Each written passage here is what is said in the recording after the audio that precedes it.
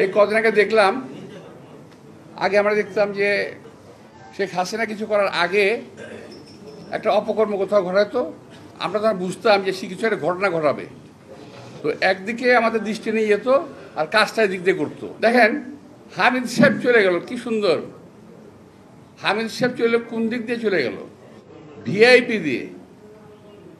পত্রপত্রিকা দেখলাম উনি নাকি গেঞ্জি পরে, লুঙ্গি পরে, মাস্ক পরে ভিআইপি দিয়ে গেছে। ভাই লুঙ্গি পরুক, গেঞ্জি পরুক আর ল্যাংটা হয়ে যাক, ভিআইপিতে ঢুকলো কীভাবে? ভিআইপিতে ঢুকে কিভাবে? যদি একান্ত পরিচিত না হয় কিংবা সেই ভিআইপি লোক না হয়, সেই ভিআইপি ট্রিটমেন্ট নিয়ে এয়ারপোর্ট দিয়ে পার হয়ে গেল। আমার সরকার বলে কিছু জানি না।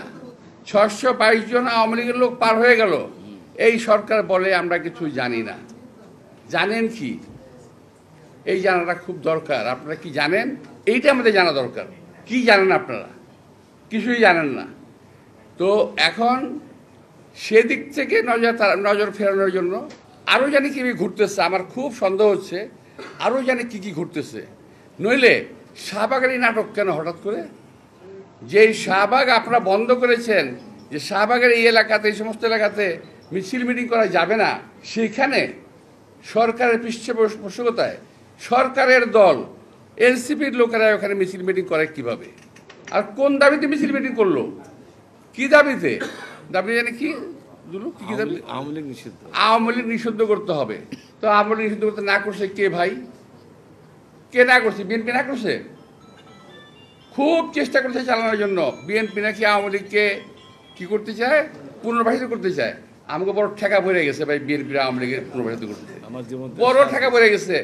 জীবন থেকে আমাদের 17 থেকে 18 বছর আমাদের নিয়ে গেছে। পরিবার পরিজন থেকে বিচ্ছিন্ন হয়েছি, স্বাস্থ্যহানি করেছে। আমাদের পরিবার পরিজন কেউ সুস্থভাবে বেঁচে থাকতে পারে নাই। এখানে যারা আছে, একটি কর্মীও তার বাড়িতে 17 বছর ঘুমাতে পারেনি শান্তি।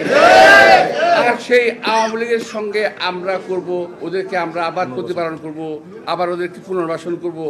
এটা হলো যারা বিএনপিকে জেলাস করে, অর্থাৎ দেখতে পারে না, পছন্দ করে না, যাদের অজনপ্রিয় একটি দল, এরা গোষ্ঠী, এরা বিএনপিকে কালার করার চেষ্টা করতে। যারা আজকে বলে যে বিএনপি পুনর্বাসিত করতে চায়, তারা আসলে দেশ এবং জাতির শত্রু।